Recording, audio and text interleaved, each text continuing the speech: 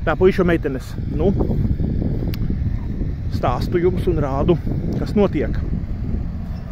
Tātad stila māja tiek būvēta, bet tā kā man ir otra pļava un vēl trešā, tad reku šodien ir sākušies darbi jau otrajā pļavā. Dabūju būvatļauju, visu apmaksāju, un šeit ir jau kupica.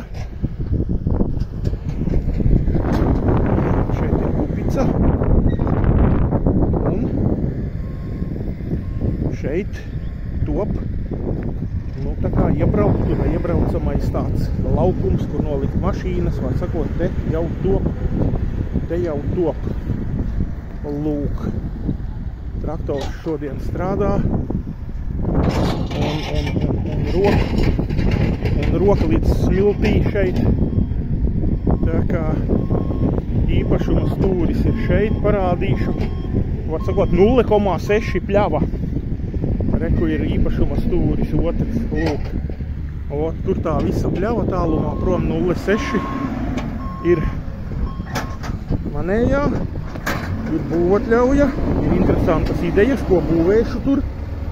Vēlāk stāstīšu, rādīšu.